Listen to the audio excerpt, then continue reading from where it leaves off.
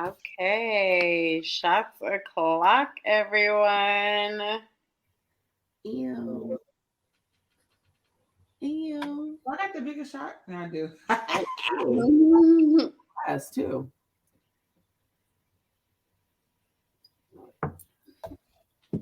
Ooh. on, tequila.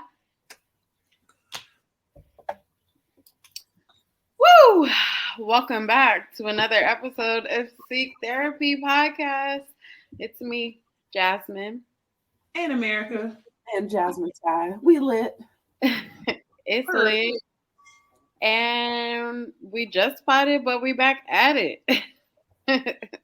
Wow. How is everyone doing? What has been your highlight? What has been your challenge? The challenge I'm having is this extra añejo going down my Yeah. throat. I feel every ounce of it, honey. Ah, I would say I'm in the same boat right now, to be honest. I used to drink Everclear, y'all. oh, Oh no. just for fun. Just Yeah. Like, What's going I would drink Everclear and couldn't get a buzz. Like, I you was. couldn't get a buzz. Oh, Oh, yeah. I was drinking. man. And now I'm like, where's my chest hot? Thank God. My inside Woo. form. My face starting to get like, what the hell is going on? So, yeah, I'm having the same challenge right now, to be honest. Yeah. That's funny. This is the 30s, honey. Yeah. Yeah. Smacked you in the face real quick. Real quick. Ah, I've never been for vodka, but this year, after watching The Real Housewives of Beverly Hills, she ordered a Grey Goose martini or something. I was like, oh, let me try that, and I ordered it going out, and so now I'm like, oh, not all vodka is like harsh and like burns. It gets smoother once you put some pay sweet into more it. money. So like I didn't have to chase that, and I was like, oh, okay, because I braced myself. I'm dead. Mm-mm. That's a great goose. Got me feeling loose.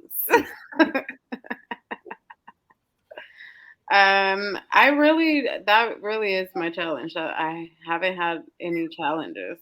I'm on break from work. Like I'm living my best life, people.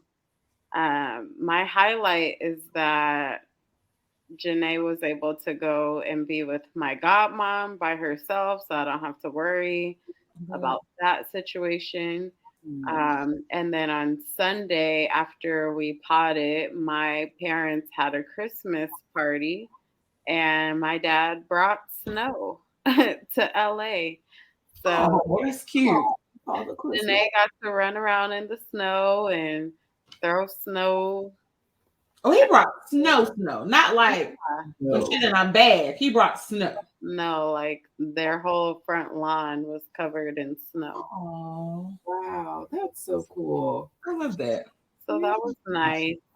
I was like, come on, holiday spirit. Yeah, that's I'm super. like, Janae has some good memories already. Good. Yeah. And then today I was able to drop her off at my godmom, and then I went to Trader Joe's, just like Mm. living my best life. I saw some very beautiful roses. They were like yellow and red. So I bought them. I was like, I'm gonna treat myself. Like I'm living my best life. So that's been my highlight. Being on break. Real talk. How about you, America? I don't know why I always have to say your name like that, but it is how it's gonna be unless you tell me you don't like it. I Most people say my name like that, or they do the whole Pledge of Allegiance thing. So we're fine. Challenge is still the tequila. I'm not a tequila drinker. I drink bourbon. I drink like an Really? old rich white man. Yes. You're the old rich white man. White. I drink like an old rich white man. So I don't know why I bought tequila. I think it's Bay like tequila, so I was like, fuck it, I'll buy tequila. But I'm a bourbon girl, so that's still my challenge. What's my highlight? Well, I guess I'm on break too, even though I don't really feel like it. But I'm on break too. Yeah. So that's a highlight. So I've been sleeping in, and by sleeping in, I mean until like 8. And so I mean until 6:45. that's new, you know. And when I say by 8, I really mean my alarm has still been going off at 4:07, and I've been pressing snooze. Snoozing. Yeah, until 6, and then I get up and I've been doing the meditations in the morning, and then I'll be like, I'm gonna go to the gym, and then I'm like, you know what? No, we're gonna lay back down. Ooh. And we'll go later. Okay, so I've been laying back down. And giving yourself that flexibility. Yeah, I don't like it, but I'm doing okay. So yeah, that's been a highlight. I feel you, because I'm up at 4:50 on Peloton lifting weights, and I was like, no, I'm not gonna do that. I am gonna sleep in until Janae allows me to, and I'm gonna get a workout in. I'm just not gonna be so anal about it. Yeah, about the time. Yeah, long as it happens, it's fine. Right. Yeah, like that. And what about you, Jasmine? Okay, so I kind of on the opposite tip where y'all are already working out and giving yourself grace. I am like, you know what? Let's take this time to actually start working out, bitch. Yeah, so that's been my thing, right? Not eating my feelings on now that I have nothing else to do. Mm-hmm. But yeah, I did my Amazon Christmas shopping yesterday. Nice. And yeah. And how did DoorDashing go? it's slow. Okay. I don't know why I was thinking I was gonna make more money for a little bit of work. And you probably because everybody already out there. True. So I was out there until like my gas light came on. And I came back home. As you should. Yeah. But I guess it equals out to about like $8 an order. So you gotta do more to get, because for me I have a dollar amount of like what I would like to make, and I just wasn't there yet, and I was confused. Just wasn't giving. But America told me, she warned me, don't think you're gonna get out there and make $100 in an hour.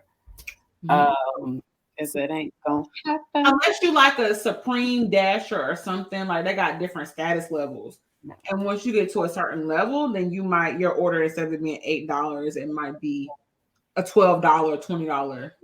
But that takes time. There's a girl on TikTok that talk about that too. She give you the whole rundown. Wow. Do people be tipping? Not really, but I think it's like when I do it off of distance, right? So I will fully admit this is something I'm going to drop in 2022. I blame COVID, but I'm the type of motherfucker. If it's in my vicinity and I don't feel like putting on pants and going to get it, I'm a DoorDash it. I do that too. Yeah, I'm not gonna go nowhere. Could I theoretically walk to some of these places?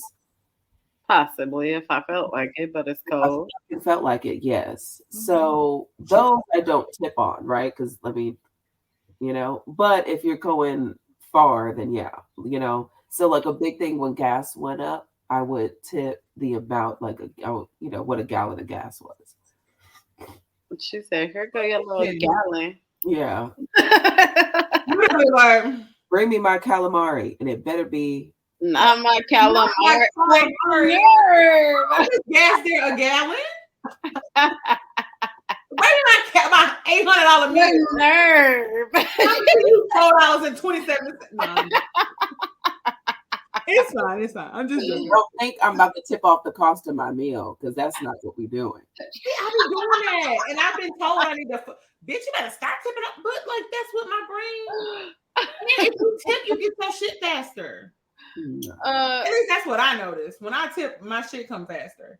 If I be like, I'm gonna test it out and see, I'm gonna get him cash at the door. It takes for fucking ever. But then you don't get nothing at the door because now you're playing in my face. No, I don't max out my tips more than what a gallon of gas is. I'm turning the fuck up. This is also all karma coming back to me, because since COVID, I have been a religious DoorDasher. It is literally something I have to pull off, like, out of my hands in this new year. Like, I'd be sick if I saw the amount of money. If they, bitch, I Oh, saw. I know I'd be sick. I saw a meme that said, "Imagine if DoorDash sent you a year-end wrap-up and was like, you spent $9,000 on food this year." Yeah. Or if I had shipped and DoorDash. Y'all got shipped, right? Where they send your groceries? No. On Instacart? Kind of, sort of. So we have a grocery store called HEB here in Texas, and they do, ever since COVID, you can go pick them up, or for $5 they'll send it. So it's not really okay. Yeah, I think that's a little different from Instacart. App here, which is Instacart or Ship. If you order through Target, come bring it to your door. It's Ship. If you do it for any other grocery store, it's Instacart. I cannot the fuck imagine. Because sometimes I'd be like, oh, she got that from Target. Let me place a Target order. Bitch. I mean, the other day. It's open right now. Target. Fucking Target. You know how many times I go to Target a week at least? And I'm not fucking around 3 times. That's me. I order from them. And it don't be like $10. It be like $175. Right. No, I be wanting to work. That's why. Because I be doing shit like that. Shit I don't need. I know. If I can walk out of Target without spending $50, it's a good day. I've never. $50? I've never. That is like never. How would I do that? Bro, and then you'd be like, should I put something back? No, because it's fucking cute. Yeah, no. It is cute. And they have a lot of leopard shit, and I'm a leopard ass bitch. I wear my Scary Spice. Period. Okay, can we go around and do shirts today? Because I noticed something about everybody's shirt, and that's why I was like, I have on a black-owned brand. My husband bought me this workout shirt. Shout out to Ashley. Melt fit. Ow. Oh, damn. I have on a shirt from Meg the Stallion. Bad bitches have bad days too. Oh, I like that. I really hate that it's tie-dye. But really, I love tie-dye. That was a Megan Thee Stallion shirt. I like that. I fuck with tie-dye. Go cop that. Probably because I'm a hippie. I'm like, why the fuck? I kept looking, and the black one had a damn, which I guess I should have got because I got unicorn necklaces and unicorns everywhere. But it had a big ass unicorn on it. Bitch, I'm 34. I can't be walking around like that. I feel that. So that's funny. Yeah. This is just my Spice Girl 25th. 20 shot has me all discombobulated. 25 years. That's so crazy. Yeah. I was gonna say another shot. Wait, what? I have to get up, but we can. I'm a menace. You're that friend. I am. I really am. We strayed very far away. Let's reel it on in. Back to Nunu. Because, I love to put my people onto new things that I am listening to, working out to, anything. And so I am on a quest of really getting that hydration on and popping. And so I bought a Stanley tumbler, 30 ounce. I wanted to get the 40 ounce one. I don't know why I didn't, but I bought this one. And so I fill it up 4 times, and that is close to a gallon. So hydration station.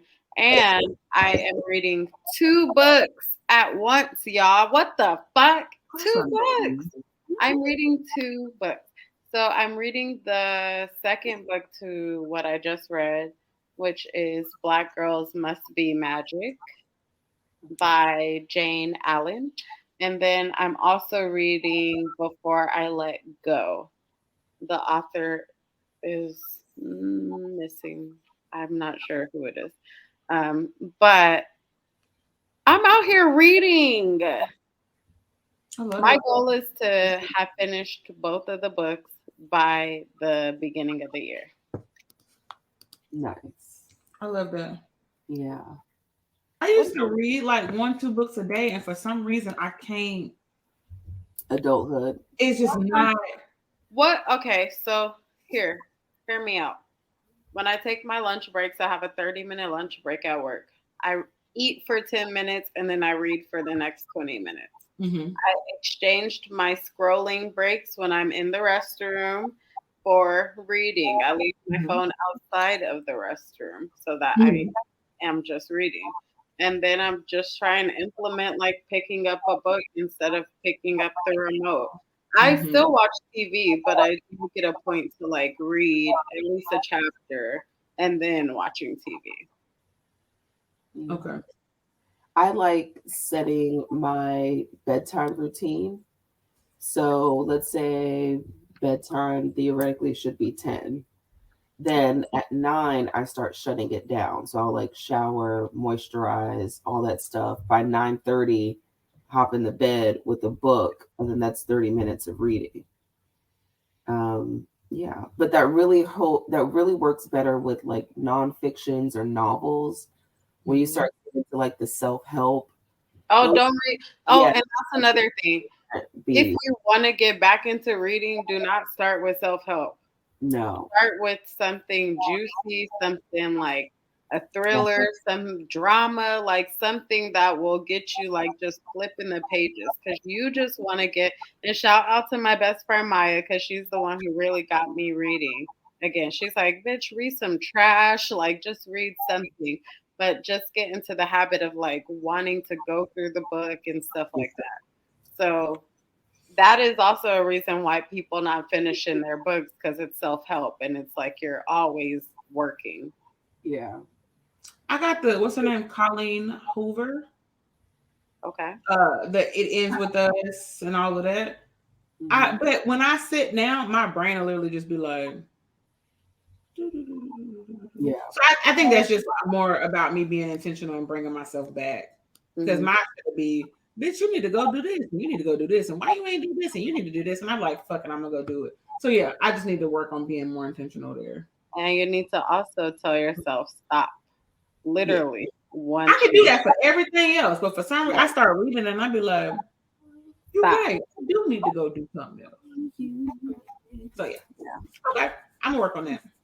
We'll talk about Yeah. that later. That'll be one of my Yeah. 2023 goals. Period. My new. I'm not putting nobody on though.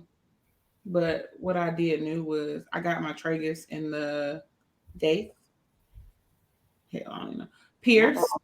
Mm. Um, Hey. which day, thank you. Which are supposed to be, I don't know. They're like the acupuncture points. So in my mind, I was like, okay, I'm Oh. going to get these 2 pressure points pierced and we'll see what happens. Y'all know I really be trying the holistic shit before I get medicated. Yeah. So that's where we are. So they're both supposed to be good for anxiety and stress relief. Great. So it's been 2 days now. I can't say it's working because I'm not working right now, so I don't know. So I probably wouldn't be able to report anything back until January. But those are 2 things I did that are new. And I finished my sleeve. So that was new too. I And guess you my never new there is decorate your body. and you never sent the photo. Oh, I Yes. did. Sorry. And I also want to just touch on that because you said decorate your body. And my tattoo artist just informed me that she's moving. So I need some time. Beautiful. They're all flowers. Oh. Oh. I know that's right. Oh, that's Did it beautiful. hurt? Hmm. Did it hurt?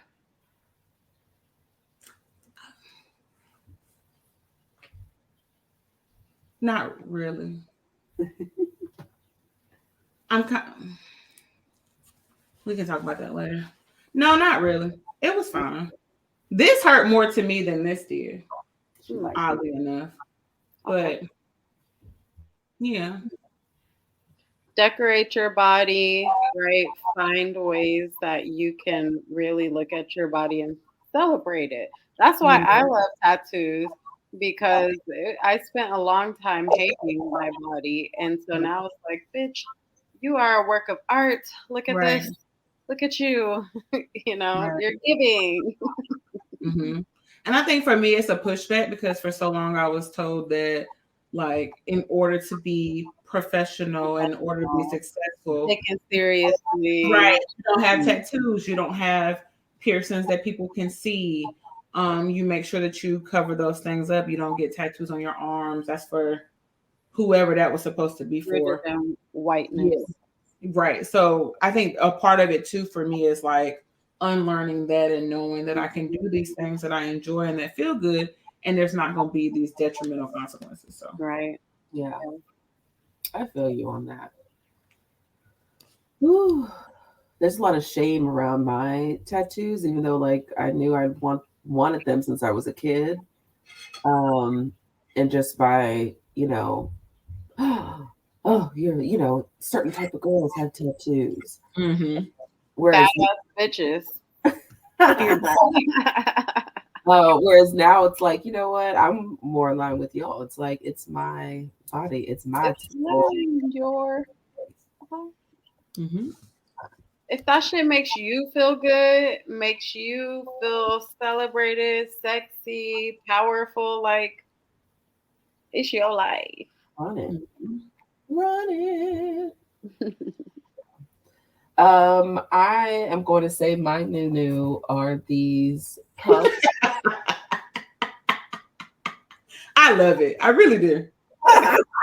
So Puffs has tissues that are infused with Vicks, and as you like breathe in to blow your nose, it's so soothing. Those kids tried to get me on my way out, and I'm lucky that, like I don't feel sick, but I am congested. Mm-hmm. So yeah, I would rather just be blowing my nose and not have to deal with like the pains and all that stuff. Yeah. And it's cold here in Texas, so shout out to global warming. It's gonna be a cold Christmas. When you say cold, what's the temperature right now?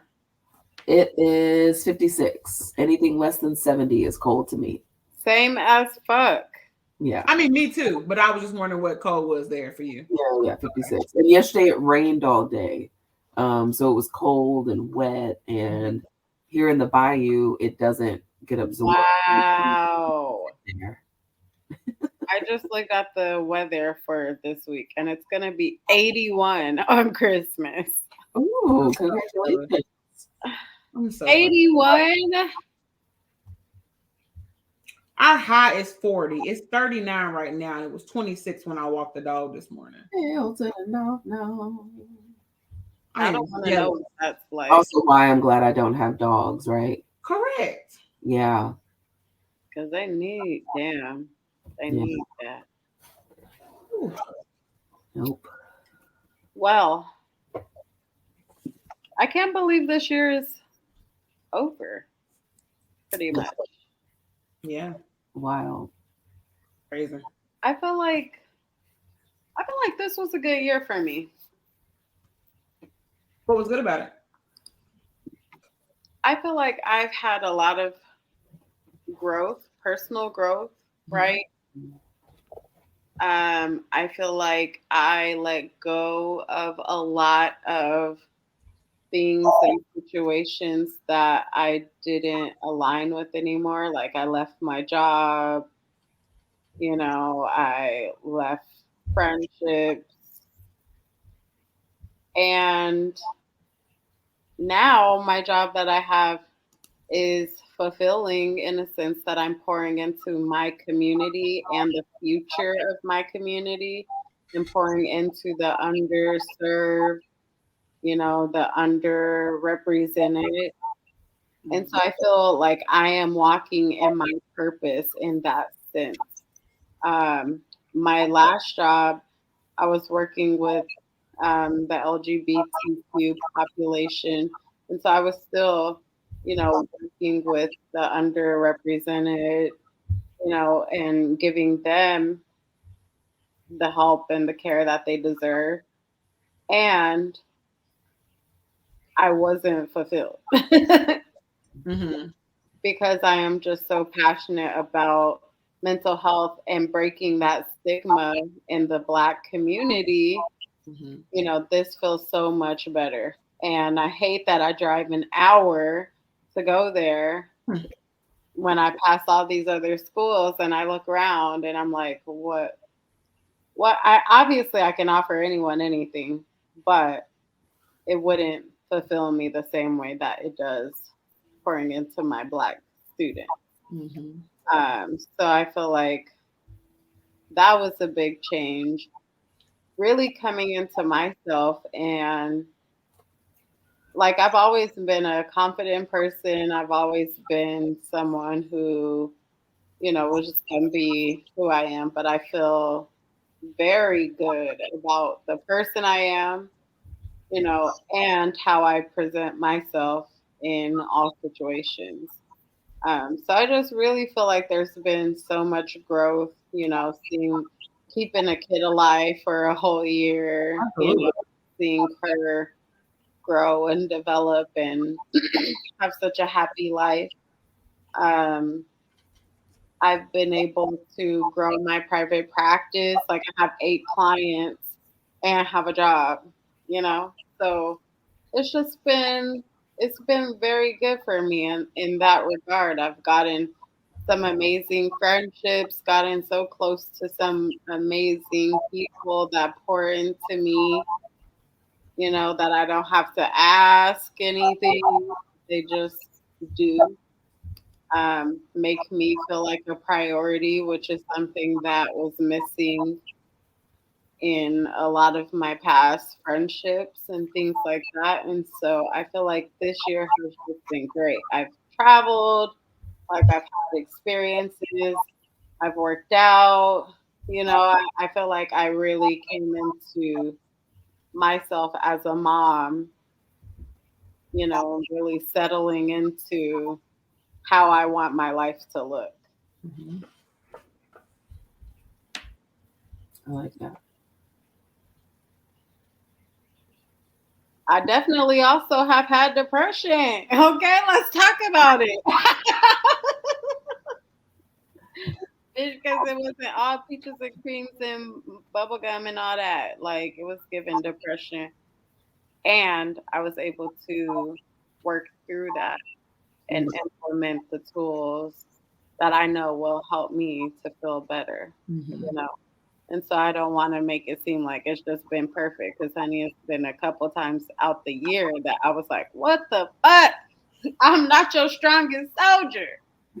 Get up off me, please. Please. Oh You man. know, but that is the beauty that those days don't last as long and they are not all that I recall of this year. Mm-hmm. And that's the growth for me because in the past it would have been like, I was depressed as fuck this year. Okay, I ain't lose no weight, but it's like I still worked out. It's just about my mindset. You see that mindset change? Mm-hmm. That's what I'm talking about, honey. Because I know that I'm not gonna be perfect, and Right. that's not the expectation. Right. The expectation is intentional, and that was my word this year. I don't know if we shared that. Word for 2022. Yeah. Word.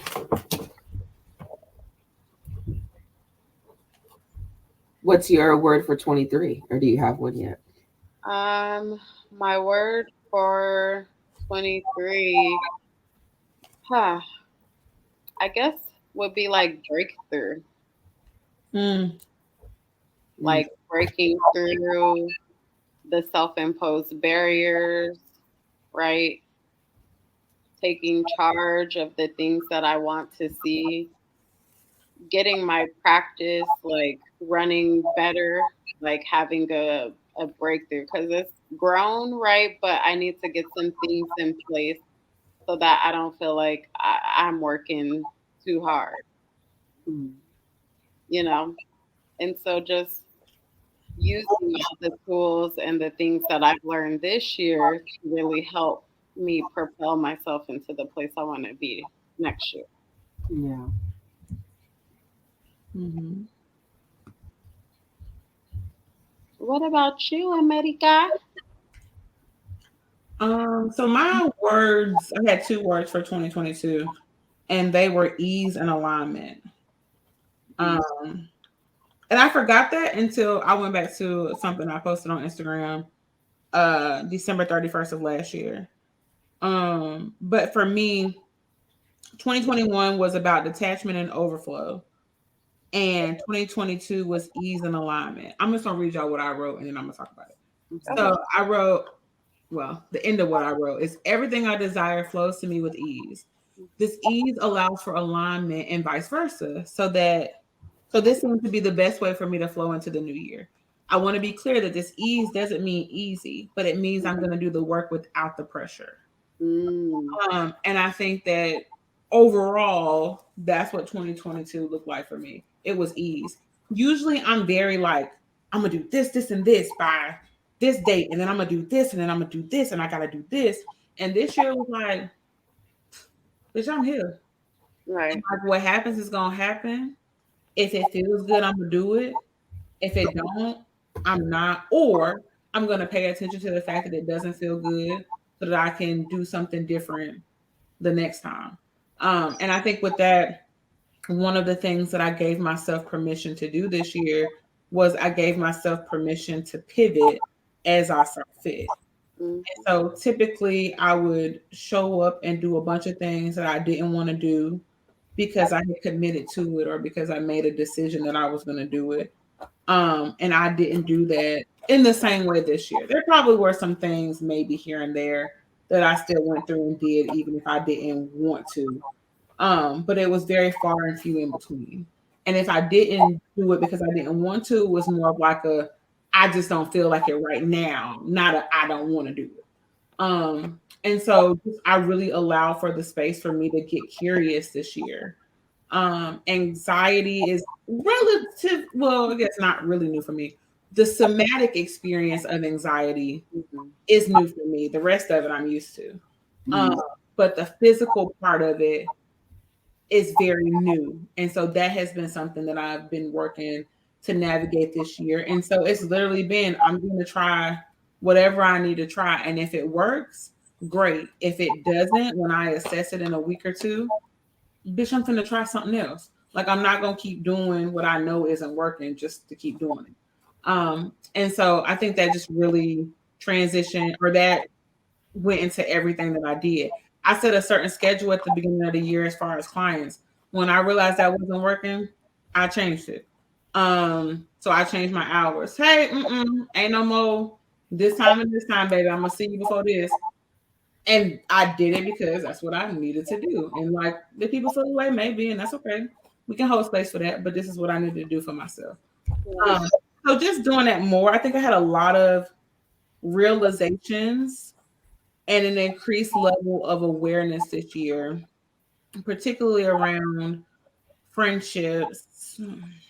Yeah, particularly around friendships and understanding like what works for me, what doesn't. Being clear on who's for me versus who's not, and also what is the story I'm telling myself. Does this person really not like me or really not fucking me? Or is it something else that's going on?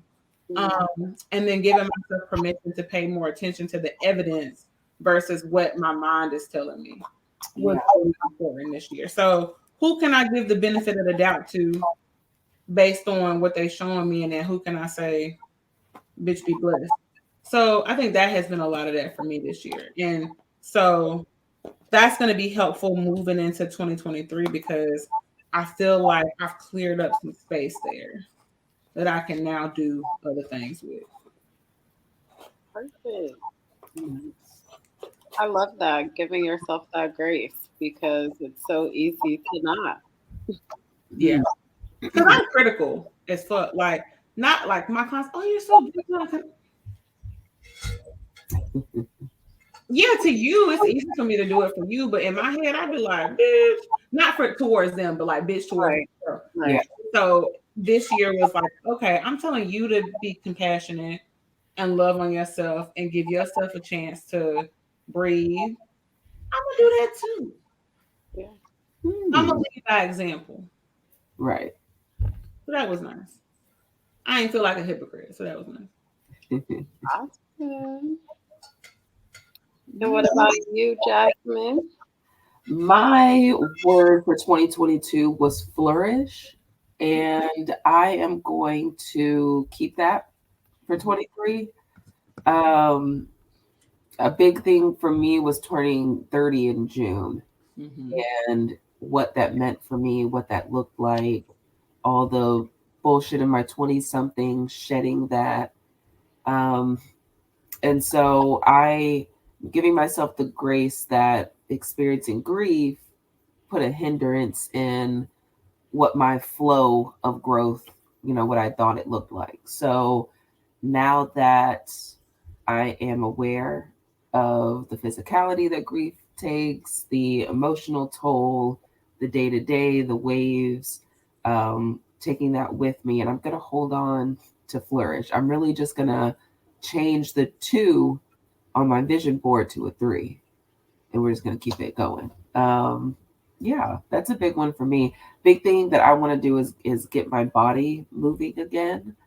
I know in my sadness and my depression, I get stagnant. And I wasn't a stagnant child. I was out, riding my bike, climbing trees, dancing, doing stuff. So the fact that I'm not getting my ass into a tree, but the fact that I don't do those things as an adult, there's some correlation there, right? Getting back to the things I enjoy doing, reading more, creating more. I have a painting that I've been working on since the beginning of this year and it's still not done. So, yeah, just kind of getting back into myself. Um, I think that once I open my heart back up, somebody's son is going to trying to snatch up this blessing. I know that's right. So, like, shout out to, Yeah. Sorry. So yeah, so I just I really want to. A big thing for me in 2022 was what does 30-year-old Jasmine, right? I've spent all this time focusing on my womanhood. What does it now look like and feel like to implement that? And so going into this year, it's like not so much thinking about it. It's like I am a woman. This is my life. Yeah, there's things that I want for myself in this decade. So there's no better time than to start getting some balls rolling than now. Yeah. Well, I'm going to say that we should take a brief intermission to refill our shot glasses, and I will play some music for the people so that we can also have our Apple Replay slash Spotify Wrapped ready for them so we can just take a look at what kind of vibe we were in this year. Okay.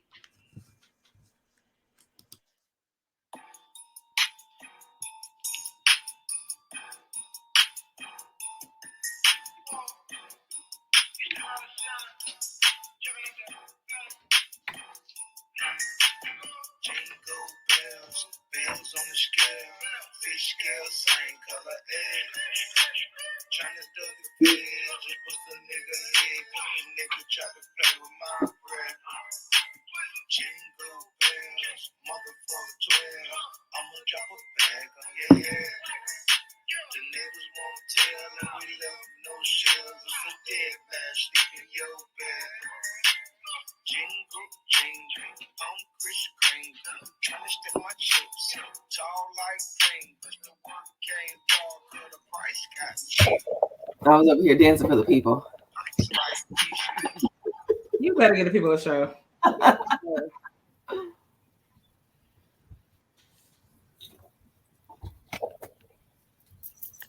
realized my first one, I put ice and lime juice in it, and I didn't bring that with me to my desk. So here we go. You put lime juice in your shot? Yeah, I am a tequila girl. I told you I'm transitioning into vodka. Okay, this is. If you're gonna go from tequila, okay. We'll talk about that later. Go ahead. All right. Don't read me from my life. Okay. I wasn't going to. Cheers. Yes. Yes. Oh.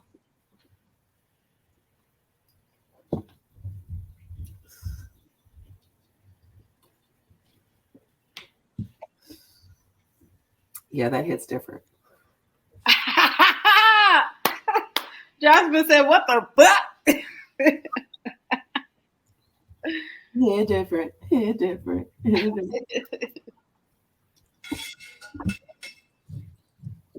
So I just did a new one, a new Apple replay, Okay. and I'm gonna do the albums. So it says I listened to 5,058 minutes of Beyonce. Wait, where do you get that statistic from? Because now I'm curious. Type in Apple Replay. Oh, I use Spotify. Oh, dude, then Spotify rap. Let me see. 5,000 minutes of Beyonce, 2,265 minutes of Smino, 1,300 minutes of Kendrick Lamar, I fuck with it. 1,100 minutes of Drake, 1,000 minutes of Megan, and that's my top 5. For albums, yeah, this is what's funny. Renaissance album came out July 28th, I think. 1,241 plays. And I need to know the breakdown. Like, what do they mean? To the album that many times. Like, that seems crazy. I mean, there are no skips. So in my mind, Right. that's the times you ran through that album. Okay. All right. And then I have Love for Rent by Smino, which just came out. 315 plays. Mm. And then SZA literally just came out. And she number 3 for 118 plays. Now how? She came out after the wrap up, didn't she? Yes. Exactly. That's why I'm like, now how? How? And then it's Kendrick Lamar's album. And then Gracie's Corner. Tell me you're a mom without telling me you're a mom. That's funny. Gracie's Corner. Because she was crying, and I thought I had Gracie on.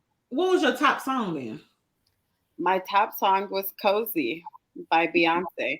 Because that song really makes me feel like that bitch reminds me who I am.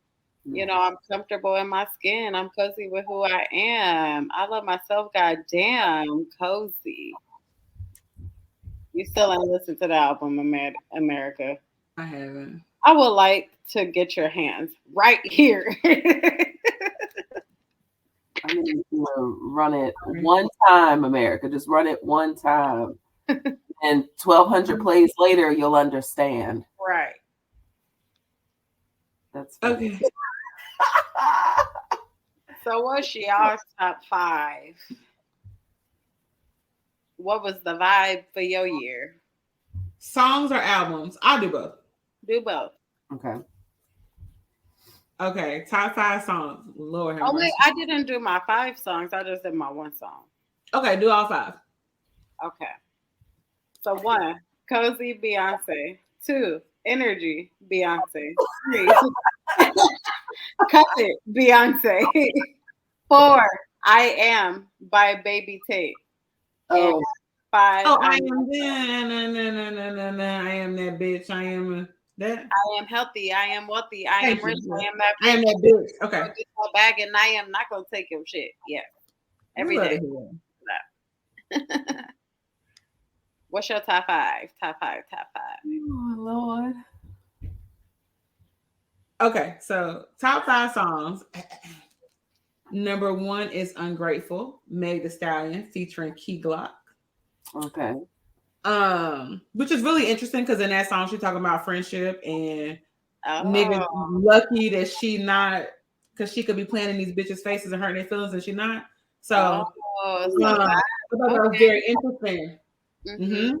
Something yeah, like number 2, Pussy Power, Drake and Gunna. Baby, I don't know what it was about that, but that damn song had me in a chokehold.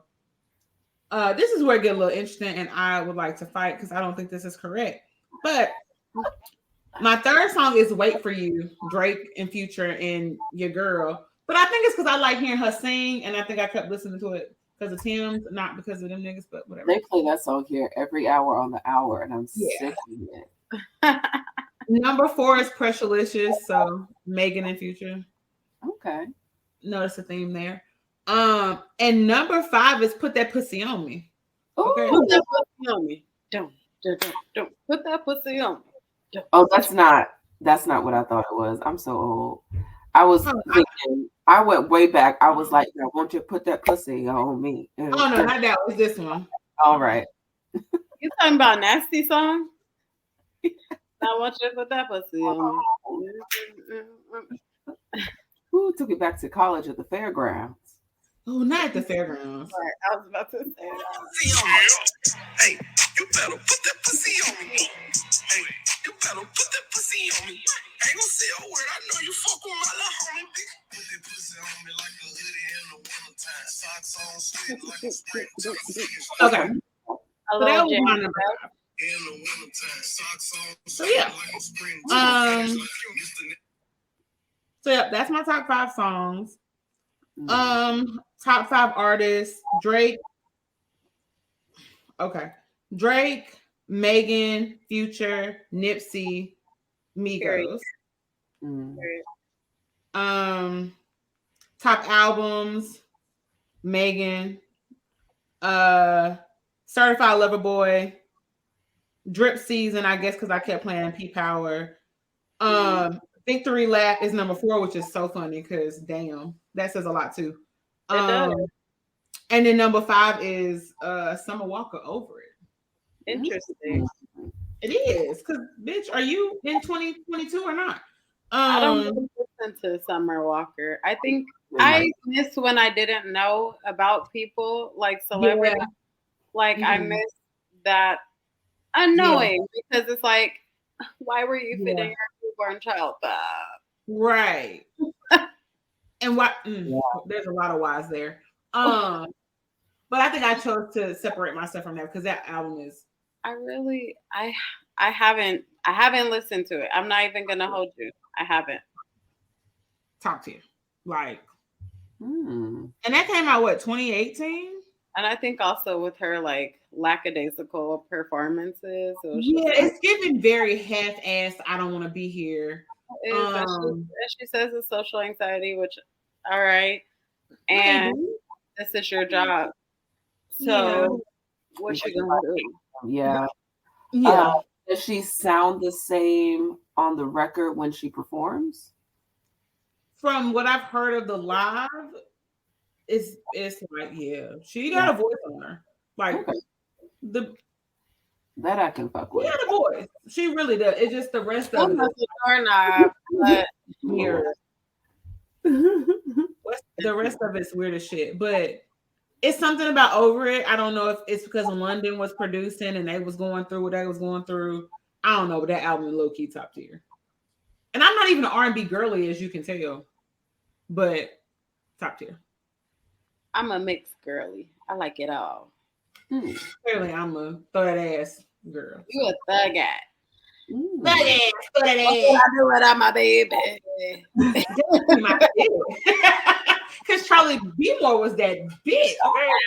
I loved her. Yeah. All right. So I'm going to say to the listeners, if your Spotify or Apple playlist top 5 songs are not all from Renaissance, we are not the same. We are not the same. Right. You're a Martian. Shit else. Mind my business. Right. My top 5 are my number 1 song, Heated. And let me tell you, because I be in here like boom, boom, boom, boom, boom. Heated. 10. All of it. I've been low key trying to find where the Houston underground scene is because I'm trying to be in there with the club kids. Yeah. I'm so sorry. You know, she can't. Well, she didn't come out here, but she had a club Renaissance out here this last weekend with the horse and all that. You know what? I saw videos and it looked like LA was kind of trying to be cute. because I would have been out there twirling, flipping, and dipping. Oh no, they were doing that too, and I know the DJ. I'm like, bruh, I wish I would have signed up because I was getting my life. There, yes, Edge is sweated. For me, Heated, especially because she's shouting out her uncle. I feel like it's a song that celebrates losing someone that's so close to you and like that grief. So for me, I think that's why it's my number one. Because it's like, you know what? She lost her uncle tragically, suddenly, someone close. And like, that's what I've been struggling with this year. And yet, and still, and I've been saying this, like, what breaks my heart is that my cousin won't be here for some of the happiest days that I have in front of me. But this art for me, it encapsulates that, right? Like he wasn't there for all the triumphs, but here's this song, and like we're still gonna celebrate and like boom, boom, boom, boom, all that. So I think that's why that's like my number one. And really just to run it, like Heated, Break My Soul, Alien Superstar, Energy, I'm That Girl. Period. Top 5. And then surprisingly, Lady Gaga's Chromatica is in there for me too. And my Black sisters. If I know a lot of us aren't Lady Gaga fans, I am. Wait a minute. I don't know her current music. Yeah, but back in the day, bitch, when she was rah rah, I'm not. I was over there like, I mean, she was that bitch low key. She really is. And that little run that her and Beyonce had together. Yep. They killed fucking videos. Yes. Was mad, bling bling. Yes. So I am. If there's any fan group that I'm gonna like put a label on, I would say I'm a Little Monster. So this year, yeah, I've been a fan. You're not in the Beehive? Oh, 9. I feel like because I'm a Black girl from Houston and I grew up on Destiny's Child, it's a given.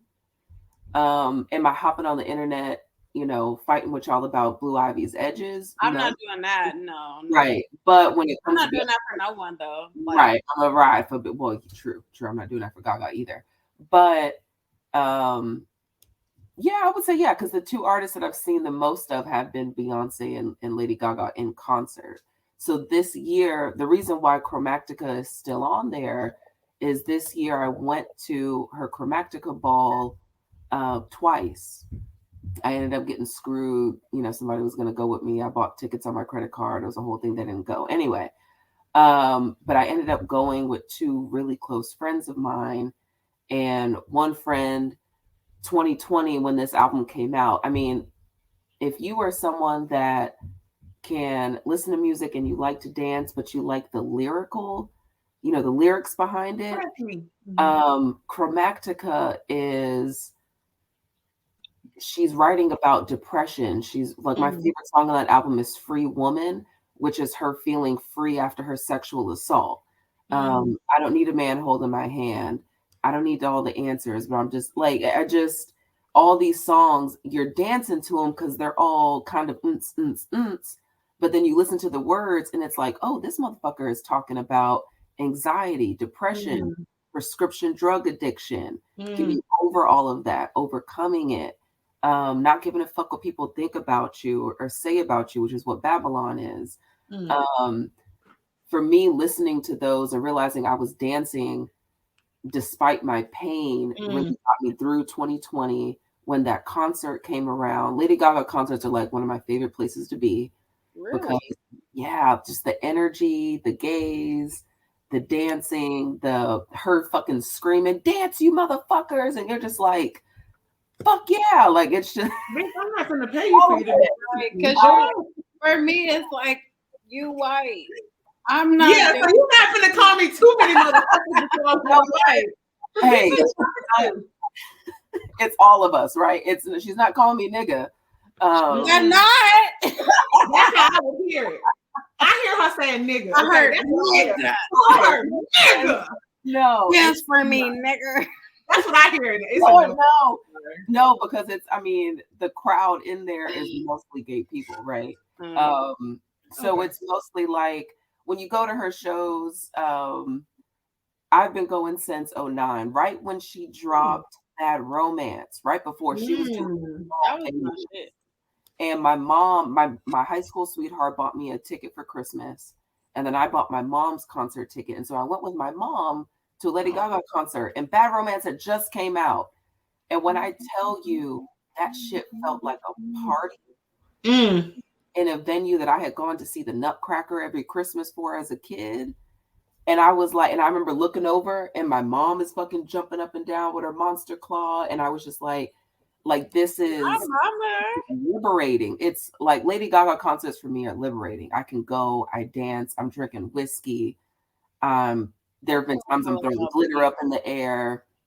Most of the times I'm with my gay crew, like all my friends. So I really enjoy it. So this year, I went to her concert twice with two people. And so that's why those songs are still in my top. So after Beyonce comes Chromatica, that Persuasion, she's so persuasive, that marijuana, that's me too. You're gonna have to send that to me. Oh yeah. Let me tell you, I haven't checked for Lady Gaga since Bad Romance, that era. Video song, all of that, yeah. I just went to her Apple Music and I was like, bitch, what is all this? Yeah. No idea. Things have happened since Bad Romance, guys. Okay. I figure, but yeah. Shout out to all the Black girls who listen to pop music. Yeah. I used to until I started realizing white women didn't like me. And then I stopped listening to pop music. But I would love to come back because it was a beautiful time. It's you and yeah. But I also noticed, especially looking back at my recap, I don't listen to a lot of rap music unless it's talking about some shit. Because a lot of it, to me, when I listen to the lyrics, is relive trauma. And so it's they're using these tracks to vent. And the whole time I'm listening to your story, and I'm like, I could just go to therapy. There's one song. Do you listen to LA rappers? Not really. Send me some. Okay. You listen to Kendrick? Kendrick would count. Do you listen to Kendrick? Kendrick is in there. Kendrick is in there. Nick, yeah. Don Kennedy. I love Absol. But you know what? I'm gonna be honest with you. I fuck with Don Kennedy, but I haven't listened to his shit since Well, he just put out something that was cool, and somebody from my high school was on the album, so I gotta support. Okay, because all I know is your girl got a cute face, her friend got a nice body. It up red body. We're trying to have body. That was the shit. Yes. Okay, so that one, Lady Gaga was what number on yours? She was right after Beyonce, so she's 6, and then it flips up. Yeah, she's number 6. I didn't save my albums. I only saved what my top songs were, and I don't think Spotify's let me go back and get because now I want to know what my stats were. How many times did I listen to this shit? Yeah, because that shit was crazy. I said, what do you mean? I will say this. If Beyonce doesn't get album of the year with Renaissance, it's racist. Then it's fucking rigged. And I think I've read some stuff of why she hasn't put the visuals out. So some people are saying she's doing a 3D thing, and maybe that's taking a long time. Wow. The visuals are going to be. We don't see it in 3D though. But part of me feels like she's holding these visuals so that the Recording Academy has to recognize the album and not trying to differentiate, is it a visual album? Is it this? Is it that? She's just putting the music out. And if y'all don't give her album of the year, y'all on some bullshit. And watch, if it were me, I would drop the visuals Grammy night. It's literally crack. I told y'all I was listening to SZA album and I was like, damn, I don't feel better. But I put it on Beyonce's album and I was like, these motherfuckers ain't stopping me. These motherfuckers ain't stopping. Like out the gate. Yeah. Come on, America. Come on, America. America. Yes. And you know what's crazy? I've seen her. I think I told you this before. Because there is a song called America Has a Problem. I saw that. And the problem is you haven't listened to this album. I mean, too short.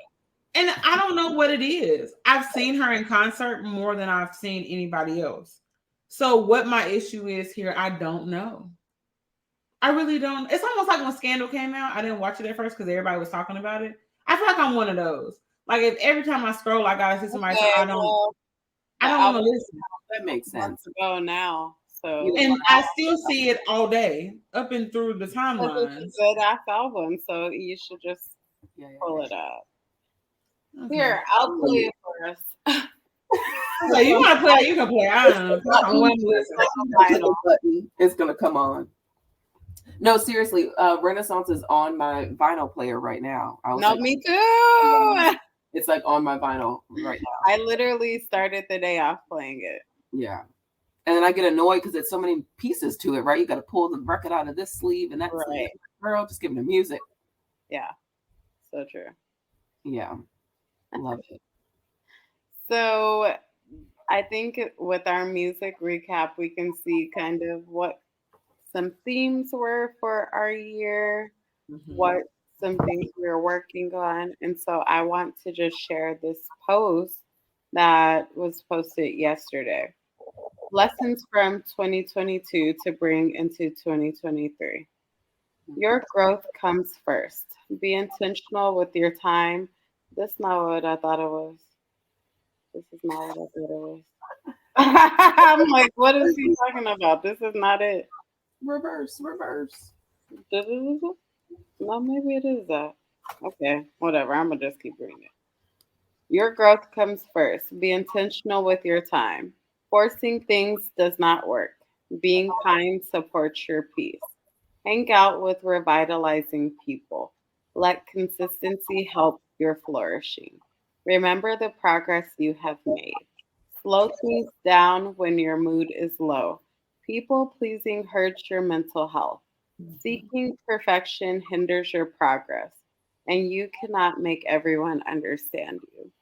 And when I saw that, I said, those are the lessons that I really have learned this year. At the end of the day, I'm never going to put myself into another position where I feel the need to go back into ways that I used to respond, cussing people out, like having these big blowouts. Like, I'm not going to let you take me back there because I've worked too hard to come out of that place. And so keeping that in mind, and maybe you get a text message that irritates the fuck out of you and you just want to say, bitch. A lesson I learned this year, I don't have to respond. I don't have to respond right away. If this is someone that I feel deserves a response, then I will take a second to really check in with myself and make sure I'm not like projecting shit onto it, right? And think about how I want to communicate my wants, needs, and expectations before just responding. Because in the past, when I was younger, when I was depressed, like I would just respond first thing that came to mind. And oftentimes that is coming from a place of hurt. And so that is so true. Being intentional with your time, I can't stress it enough. Not to say that y'all have more time because y'all are not parents. I chose to be a parent, and so I have to be intentional about my time. When I'm with Janae, I'm with Janae. I'm not trying to be checking videos, TikToks. Like, I don't give a fuck about none of that. I'm here with my kid. If I don't have time and I'm making time to hang out with you, like, it has to make sense. I can't be leaving our hangout wondering if we're friends. Like that, it doesn't make sense to me. No. Which leads into the forcing things doesn't work. Mm-hmm. I'm not about to force you to be my friend. If Right. I've told you these things bother you and you choose not to do anything about it, you have let me know that you don't give a fuck. And so Right. I'm also not going to give a fuck, and I'm not going to try and force a friendship on you that you obviously don't want. Right. I'm not doing it, especially when I have ease in my relationships. And so I am intentional with my time there. Those Mm-hmm. people get my time because I know that if I need them, they're there, Mm-hmm. and Yeah. vice versa. Mm-hmm. Being kind to oh, sorry. Go ahead. Go ahead. No, I was just gonna say that it also says being kind supports your peace, which brings me to my work shit, right? Because y'all know Mm-hmm. I've had issues with the people at my job. And so Mm-hmm. I realized that I was taking it personally. And so I took off those lenses and I looked around and I was like, oh no, this nigga is raggedy with everyone. It's not just me. Right. So instead of like going out of my way to be rude or, finding something cruel to say, I'm just like, I'm going to kill him with kindness. I'm still not doing your job, but I'm not going to be rude about Mm-hmm. it. And so that has really changed how I'm doing at my job, how I feel going there. Because y'all know a couple of months ago, I was like, bitch, I'm ready to get. I don't Yeah. want it. Mm-hmm. What are you going to say, America? I forgot. Um, Read the first one for me one more time. The first reminder. I think it was Your the first growth one. comes first. Oh no, that sparked what I was gonna say though. The one around not responding and you were like, you're not gonna get me out of pocket because I worked really hard That to is it. Your growth, yeah. okay. And I think that's really important. And for the people listening, I just want to make sure that we're clear that protecting your peace in that moment doesn't mean suppressing how you feel. Talk about it. It doesn't mean ignoring the feeling in efforts to be the bigger person. When we're talking about anxiety, a lot of times anxiety is because we have a lot of suppressed and pent up emotions. And so if you are somebody who has been rah rah and you are actively working to not be rah rah or not be reactive and you're learning to be more responsive, it can feel like, okay, well, I've been reactive. So instead, I'll just swallow how I feel. And I think it's really important that we highlight that that's not what that means. It means allowing yourself to feel the feels and also being able to manage your response. It's not ignoring the emotion because there's nothing wrong with the emotion. We always want to work to fix the behavior or adjust the behavior. And so knowing that that isn't about ignoring it, it's not about acting like shit don't bother you or it's okay, it don't matter, knowing that it does fucking matter. But like really getting curious about what's happening and allowing yourself the space to process it. Because I think I fell into that. I used to be very rah rah rah. You say some shit I don't like, I'm going to cuss you the fuck out.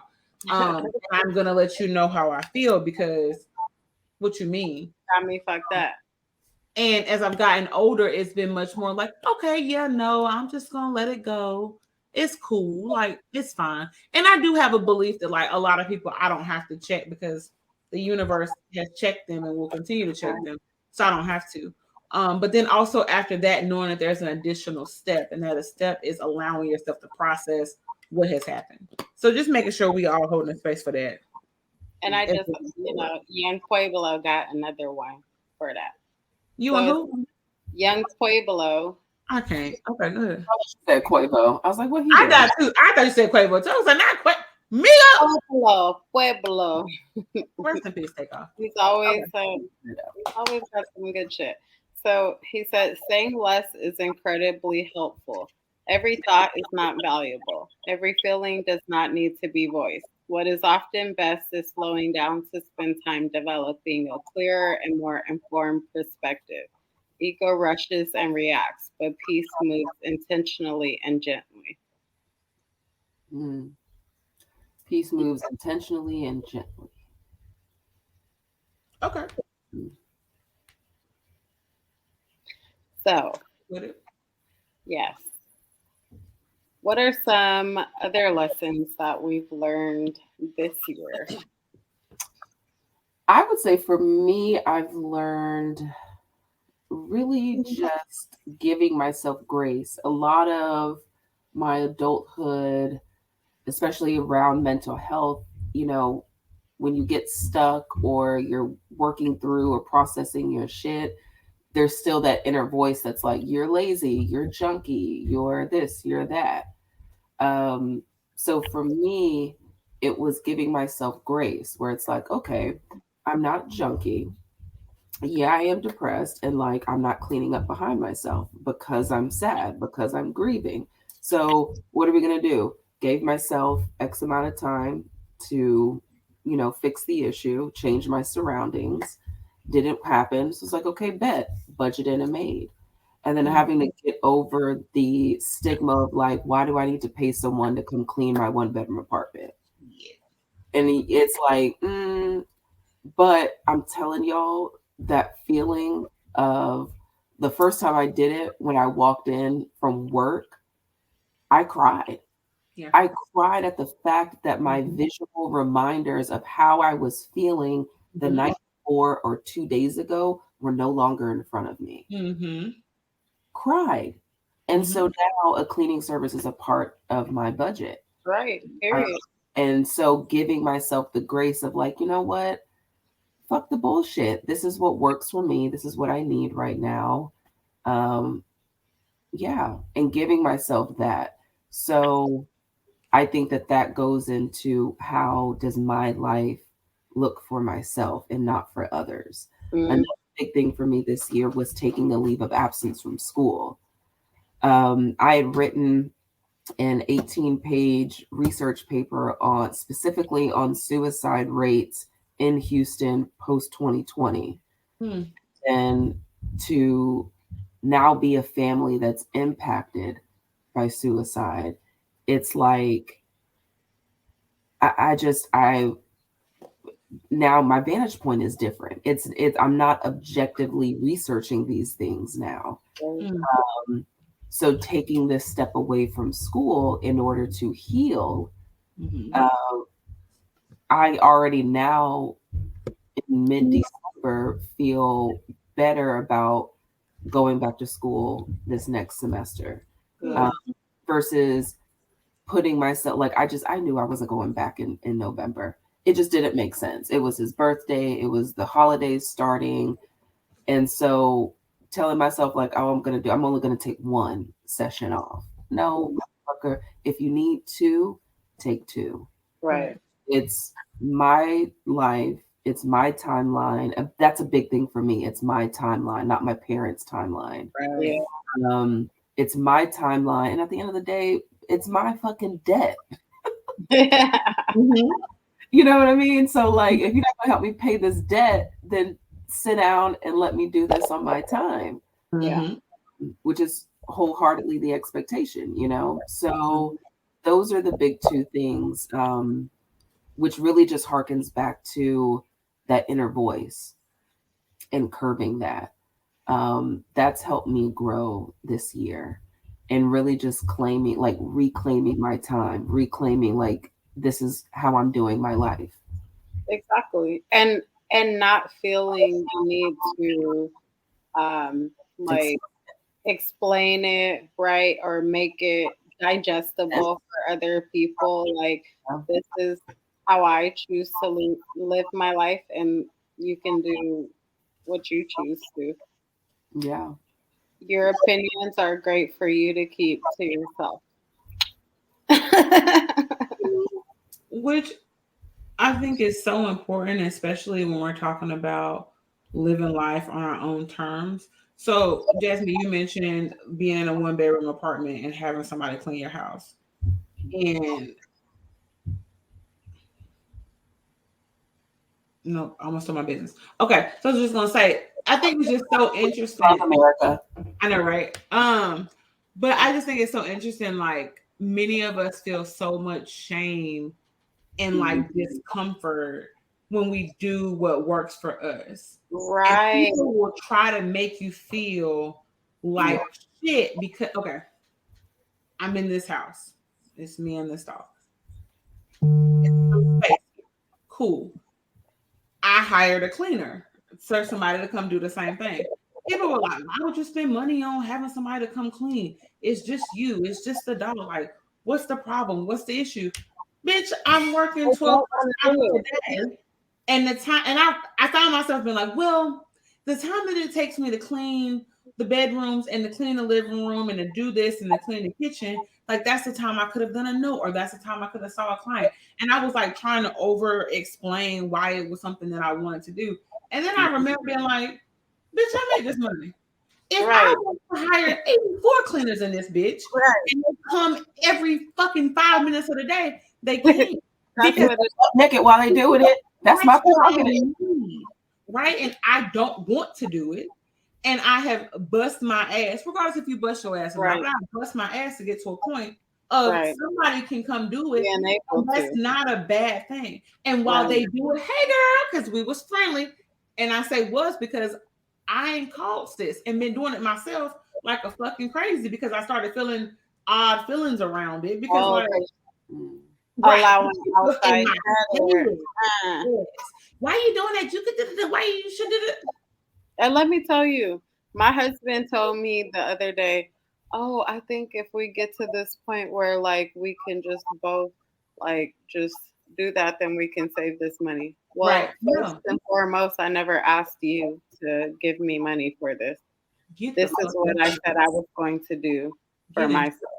Because I don't have a lot of time. I don't want to spend the time that I do have with my family cleaning the house. Right. So that's great. But I am able to. And so she's going to be here every 2 weeks. Period. Yeah. No, straight up. Yeah.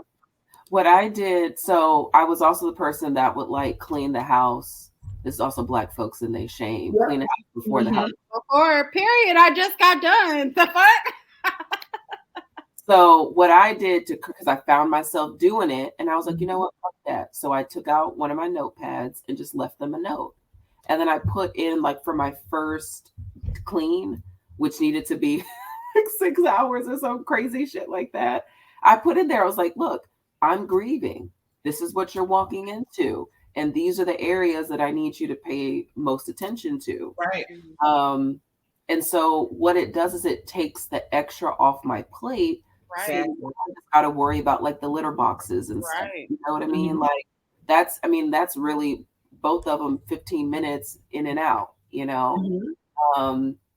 It's just, it's taking something off your plate. Exactly. And allowing yourself, once you work hard enough to get into a place where you can afford it, let your money take care of you or let yourself take care of yourself. I canceled the cleaning lady during this break because I'm like, oh, well, I'll be home. And I'm looking around today and I'm like, damn, I wish she would have came last week. But I'm gonna let that slide. You know what I mean? Because now I see it. What the issue is that I'm not cleaning up after myself like I know I should. You know what I mean? If you finish something, just put it in the dishwasher, motherfucker, instead of letting it sit. Sorry. This is the argument that I have with myself. Okay. I'm just using this platform. I feels like shit. Because when you said that, I heard that conversation. And it was like, yeah, you should, but like, shit says who? Who says that you was supposed to do all of this shit in between the things? Let's say you was cooking before we started the podcast and you had to hurry up and be here by a certain time. That might mean it's shit in your dishes, you on your sink. You're not gonna be able to clean up every fucking time you do something. And sometimes if you doing something boom, boom, boom, boom, boom throughout the day, you're not gonna have the space to clean up, and that's okay. See, I'm not a boom, boom, boom. I'm a binge watch some anime and the shit's still not done type of boom, boom. But that's you still doing something, so that's okay. You're doing something that feels better to you than cleaning the fuck up would. Because cleaning isn't therapeutic for everybody. Not for everybody. And I wish I was that girl, but I'm not that girl. That's okay. Yeah. You know how many people I know that's like in our age range that's still scared to use a dishwasher? Because they was taught not to use a dishwasher. I use that shit every day, all day. Cascade it down. Just finished, and I can't wait to go put the rest of them in there. Right. But there's so many people that are like, we're bound by these chains of like, as Black women, we're not supposed to do this, and we're supposed to keep the house immaculate. You can lick the fucking floor, and you can do all of this at all times. And the reality is, sometimes you want to. Right. Don't do it. And what the fuck happens is up to you after you do it. Up to you, honey. So yeah. Yeah. I think also with like social media, TikTok especially, and all these aesthetics, like they make it seem like your house has to be immaculate all the time. Like, yes, you have children, but it shouldn't look like you have children. And it's like, no, my kid lives here, and you're gonna see that, and that's okay. You know. What kills me is there's one influencer. She makes like the same video, the same whatchamacallit, the same audio she uses. But what trips me out is that I've watched enough of them to realize she's not in her home. She's in like the clubhouse or like the leasing entertainment portion of where she must live, right? Wow. Or like, she's always sitting in a Tesla, but the Tesla's never driving. And I'm like, see, that's making content without like you know what I mean? You know? So in my mind, I'm like, what she must be doing is leaving her apartment with her robe on and a mug, and then going down to like the apartment's entertainment kitchenette area and then recording her shit there. You know what I mean? So it always looks clean. It's always on point. But like, yeah. I saw this thing that said, you'd be surprised how many influencers post and influence, and it ain't even a fucking house. Yeah. Yeah. That's crazy. That is not real. And I think for those of us that are real or seek realness or deprived of realness, we find a big contention. So like one of my things that we've talked about just on my personal list is like getting more involved and trying to see like the positive of what social media could be. The big me this year that I've been praying about since losing my cousin is that God puts me in a position to touch the lives I'm meant to touch. And then I landed this teaching job. So now it's like, okay, if I put that energy behind the content creation for our pod and making sure that like the three of us are touching the lives that we're supposed to touch, what would that look like? And you get out there and you're like, oh, okay, so like half of y'all ain't really showing real shit. Right. Y'all are bullshitting and like, but people are eating it, you know? So authenticity isn't, the internet is not a breeding ground for authenticity, you know? I think that's why I appreciate this space so much, because I don't be having the time to be here. Right. But I think, that sounds like I was, anyway, I don't be having the time to be here. But I think what I love about this space is the fact that this is an authentic space, because you got people, social media, you got people doing podcasts who are therapists and whatever, and like they're not having authentic conversations. They're not showing up as their authentic self. Right. And I think that's what makes this different. And this is probably why it's going to take us a minute to really pop. If I'm keeping it 100 grand, is because it's not the psychobabble. It's not the shit. We're not going to say shit to make you feel good. We're not going to collar you. We're not going to appease you. We're going to have a real ass conversation based on what it is that we have experienced or we're currently experiencing. And so the authenticity and that transparency, I think, is something that's really missing from social media. And when we get back there, oh shit, you're gonna see a lot of different things about people that I think people would never even imagine. Yeah. The internet's not real, but we are. Right. That part. Tagline. Yeah. I like that. I support it. I do too. It's a firm yes. As far as lessons that I've learned this year that I'm gonna bring into next year, I think also just making sure that my self-talk is constructive and helpful. Because there's a way that you can say things to yourself that can either propel you into like some positive vibes or get you down there feeling depressed and Yep. just going down that whole thing. And so just making sure that how I speak to myself is in alignment with how I want to feel. Mm-hmm. If I want to feel good, why am I going to tell myself, bitch, get up, you fat as fuck, you need to work out? Like, how is that? Oh, I just, so the other day, yesterday, I was talking to my friend Eric, Eric, the baddest therapist. I'm saying And Eric's a therapist, boo. yes, and we made plans for lunch, and he screenshotted and sent it to me. And he has a reminder every day that says, "Bitch, you're fat. Do some sit-ups." And I was like, I would like to fight for your 6 o'clock appointment. Like, I would like to fight you. And Mm-hmm. he was like, "What?" I was like, friend, why do you have to say that like that? Like you could say move your body, get fit, feel good, without berating yourself. And he's like, it's been like that for years. I'm like, friend, for years you've been telling this to yourself? No. Mm-hmm. And so it's just about making sure that even those small things, you are taking that opportunity to really pour into yourself in a Mm-hmm. positive way. Mm-hmm. Mm-hmm. Does I anyone mean, else have any other lessons from this year? I wrote mine down. Um, so one thing that I resonate with is just because I am independent and maybe sometimes hyper independent, it doesn't mean that I have to do things alone. And there are people that are willing to be supportive, to show up in that way. Even if my brain tells me that they're not. Right, Now that ain't gonna be everybody because I'm very clear on that too. right, So I think this year has been about figuring out who that is, who those people are, and then being okay with asking or with letting folks know that's what I need in that moment. So that's something that's been really big for me this year. That I think needs to continue to go into 2023. And then I agree with the self-talk too. For the longest, I had a reminder that sounded very similar to Eric's reminder.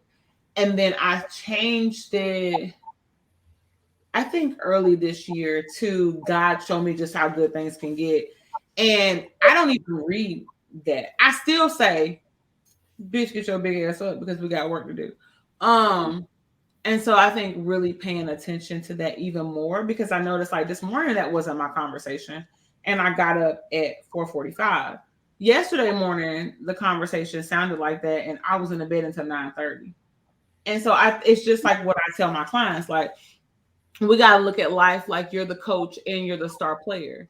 And if the right. coach is berating you and giving you a hard time all the time, eventually you're going to stop showing up from practice. You're not going to perform to the best of your abilities.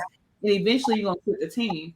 And so, much like yours, just making sure that the self talk is where it needs to be. I'm not into the whole like it got to be super positive because, It doesn't have to be super you know, positive. and shit happens, but it needs to sound better than what the fuck it Right, sounds. it does. I tell my clients all the time, it doesn't have to be positive, it has to be helpful. Exactly. Or healthy. Right. Because ask yourself, like, bitch, get the fuck up, get your fat ass up, or whatever Eric said. And this ain't to him. Because mine was similar at one time. So I'm not pointing at him. But like, Mine too. How about it? I had an alarm that said that. Like, get your fat ass up, bitch. Bitch, get your fat ass up. Literally, me too. Bitch, now, is this helpful? Is it? Because the Or is first thing it you harmful? do in the morning at 3, 4, 5 in the morning is That's the bitch, first thing first of you're all. seeing. And then get your fat ass up. Bitch, who you talking to? Yourself. And that's crazy as fuck. I wouldn't call nobody. Jasmine, I would not call you at 4:45 in the morning. Be like, bitch, get your fat ass up. Like, because those are fighting words. That is rude as fuck. It's disgusting as fuck too. So like, if I'm not gonna say that to one of y'all, why the fuck would I say that to myself? To myself, because honestly, I need to be talking to myself better than I'm talking to anyone else. As quiet as it's kept. Yes. Mm-hmm. I'm with y'all. For me, what Jasmine read, I wrote down, since my word is flourishing for the year. The quote that you read had consistency is the key to flourishing. And that's a big thing for me. Yeah, it's just being consistent in it. And I like how, America, you were like, God, show me how good things can get. Like, for me, I feel like those are like the two things, right? If I can get out of my own way, and a lot of it is my avoidance is a trauma response. I'm self-aware enough to know that, right?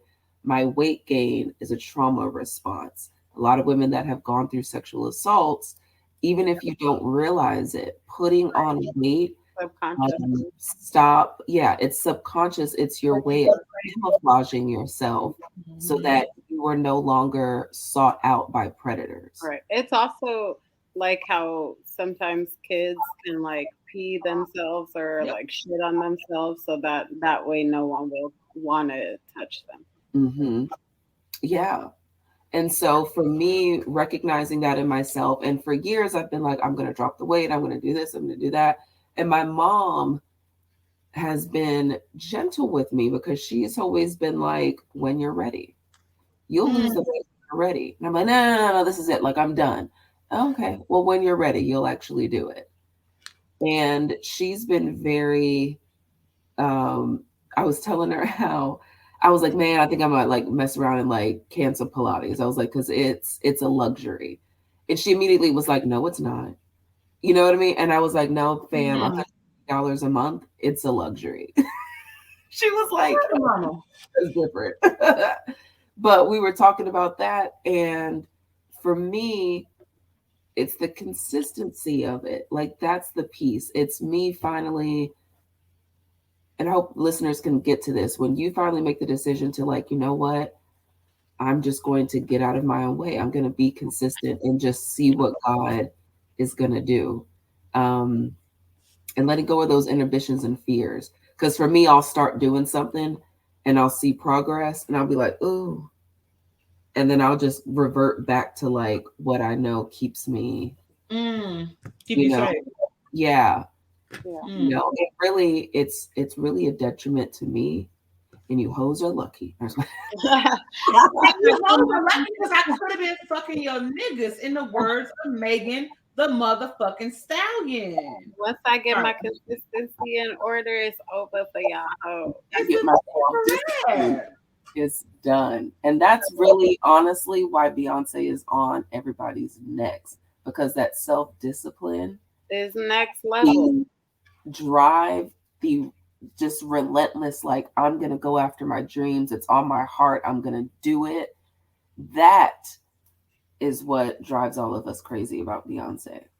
And that fuels me also, because I'm like, after watching Homecoming and just seeing all the work that she put into putting herself that was crazy. where she wants to be for the performance, it was just like, this bitch can do anything. And this bitch also can do anything. And so allowing that to make me feel good about myself and empower me to go after what I want. Yeah. But also don't get caught up in the whole, there's the, Beyonce has the same 24 hours in a day that you do.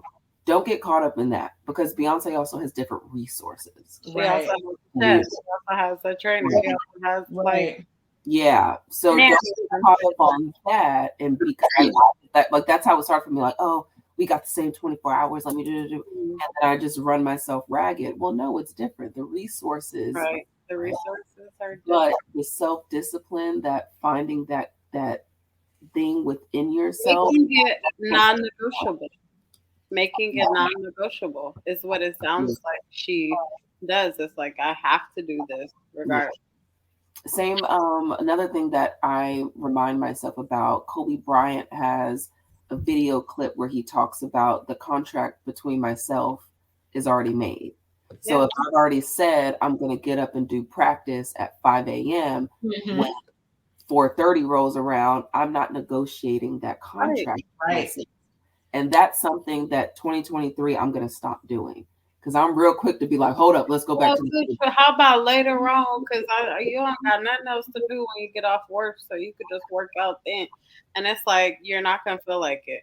So just get the fuck up. And that's why I have my pre-workout literally on the side of my bed. If y'all follow me on TikTok, only 178 of y'all do. I cannot. Not only 178. But if y'all follow me, then you'll see, like, I literally, the alarm goes off and I'm like because there's no time to fucking debate. Bitch, you need to work out. Right. So I take my pre-workout before I can even say like, oh, I'll just do it later. No, you working out because you're not about to be comfortable. This pre-workout about to have you crawling on the ceiling, so get the fuck out. Hilarious. So what is there anything that we've started this year that we plan to continue doing in 2023? I plan on continuing with my pre-workout first. That seems to really be helping. I don't have to wait a long amount of time for it to hit. It's like take off. Oh, I just got sad. Damn, 2022. Shut up. Rest in peace. I done said that 3 or 4 times, 2 or 3 times at this point. Shut up. All right. Prayers for his family too. What? Okay. Taking it in 2023. Because whenever I think of New Year's Eve, I always think of Migos, and I think of the Culture album, I believe, with Bad and Bougie, with Shirt. Sound like I'm left on Bad and Bougie? I think about that every other day. Do it sound like I'm left on Bad and Bougie? It didn't. Just randomly, like I'll be like.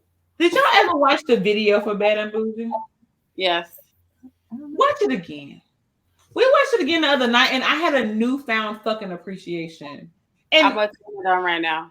Clearly, my top shows that, bitch, I'm a real Migos fan, so I'm not playing. But we watched the video, and I literally, again, was just like, this was everything it was fucking supposed to be.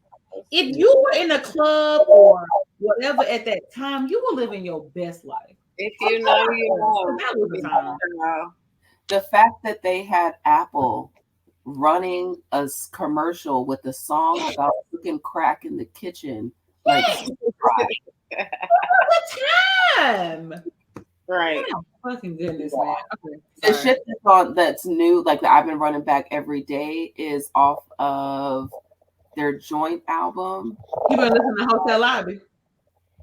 Let me see. It is Bars into Captions. Okay, I fuck with that too. Okay.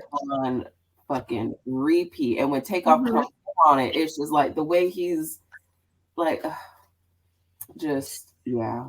That's unacceptable. Yeah. That's fucking unacceptable. Lost. Like, yeah. Okay, what was the question? What we taking in 2020? Yeah. So I'm gonna continue my dry scoop before anything else in the morning and staying on top of that. Yeah. And also tracking, because I know that tracking, and I'm a very like data in that sense type of person, and so just making sure that I'm hitting my macros and things like that. And I continue. So I did that once upon a time, and it was super beneficial, but I also have a very addictive personality. And so I think for me, 2022, because I was focused on ease and like just doing what feels good, there was a chunk of time where like my only focus was I'm gonna do the workouts that feel good for me, but may not produce the results that I'm used to. So I'm gonna walk this dog, and we're gonna walk for fucking ever because I have a Labradoodle that has all of the energy in the world. Right. And I'm going to when I transition to going back to the gym because we're in a pandemic, or at least I am. When I transitioned into going back to the gym, it was like, okay, I'm just gonna focus on gaining back my muscle mass because while I think I'm around the same weight I was, give or take, at the start of the pandemic, my body looks very different than it did at the start of the pandemic. So knowing that that's much more about body composition. So I think for me, what I'm taking into 2023 is that relates, because I know we mentioned body image and body is something that we all are dealing with. And so for me, it's just making sure that I am intentional with the movement of my body in 2023, with the grace and with the self-compassion that I've been able to build, but also not bullshitting myself, because I think sometimes I bullshit a little bit. Oh, I'm being compassionate and okay, it doesn't matter. And it's like, well, bitch, it does matter because you're still uncomfortable. So figure it the fuck out. So making sure that I am being accountable without criticism, as it relates to both the body stuff and the behavioral, just how I engage and interact with people in general. I think it's something that I really want to take into 2023. And then also, people like me. The fuck? Yes. And that's something that I want to before you continue. Yeah. Just the other day, America was like, wait, are we friends in real life? And I was like, she really tried it, y'all. No, you said you were planning something, and I was like, is this your friends in real life or us too? I'm planning my trip. She said, okay, so what do that mean? Do that mean that I'm invited? Meanwhile, we were like, duh. Like my bad. Now or later. You gonna be my friend, damn it. My bad. And it's not because I don't want to. Like in my mind, I assume that people have things compartmentalized, right? So like your in-person friends are your friends, your internet friends are that's separate. false. But that's false. For me, let me tell you about me, because I have made some great friends on Instagram, on Twitter. Like I've met up with people, like I've had great experiences. So I don't differentiate that. Right. It's like if I talk to you offline, unless you're weird as fuck, like, and I'm just being nice, like we're friends. Like you can pull up, like I'm gonna come visit. Like that's kind of where I am. I feel like in my grownness now, it's more so because I used to do that, right? Oh, these are my friends from school, from college, or from there. Whereas now it's like, you know what? If it's a genuine relationship that makes me feel good, we're just friends. Right. What I really like is like people that are your friends but don't know each other, and when they get together and then they vibe and they get along, and it's just like, oh, that just makes me know that like my energy is right. And let me tell you, I'm the queen of that. Yeah. My parties, my trips, like people that have never met come away being close friends. So I don't play when it comes with my energy and those I allow in my energy. This is what happens when you get with two cancers, America. You I don't see. be friends. I see. And I love that. But I was even telling, we were talking about planning for something, and I was like, I don't got nobody to invite to this thing. And he was like, what about a girl from podcast? And I was like, they don't like me. We just do a podcast together. And he was like, how you gonna speak about how I feel? He was like, wait a minute, you've been like telling me to check shit. So like, how you know? And I was like, I don't know. Okay, touche. Like maybe they do. And he was like, I wouldn't do no fucking podcast with somebody I don't like. I definitely would not. Like if we got together and the vibe was not right, bitch, you best believe an email would be sent out. Oh my gosh, like this has been such a great experience. I'm gonna pivot. I don't know. And he was like, yeah, I think you probably like need to pay attention to that. And I was like, okay, because I don't have anybody to invite. And he was like, you probably have more people to invite than you realize. You just are assuming that people wouldn't show up. But again, I think that's my response to Once Upon a Time. So I was like, oh, okay. So, and we were having that conversation when you sent that about the trip. So I was like, oh, this is so I'm like, this don't include me. So I'm gonna mind my business, keep doing these notes. So why That's would why I I was like, is that for us? Why would I bring that up?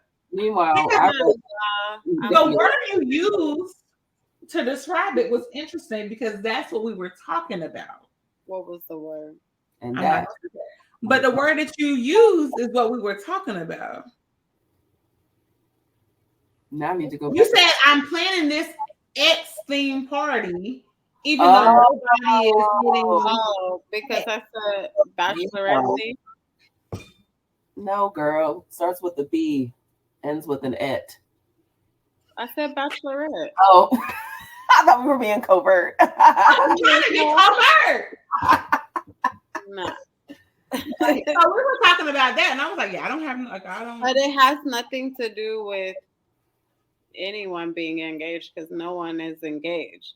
It's just the theme of the party, so that everyone will be more invested. Because it's everyone's bachelor.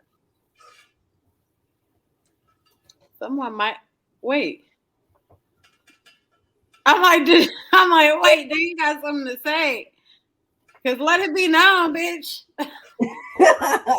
But no, what she's saying is she was, they were having a conversation, like things were, what if? We're talking about planning. And I literally was like, because I wanted the way I wanted. Mm-hmm. And I was like, well, shit, we might as well just fucking, like, I'm looking at packages. And I was like, well, shit, I'm going to buy the brain. Well, tell me what the package is. Yeah. I will tell you as soon as you press stop recording. Because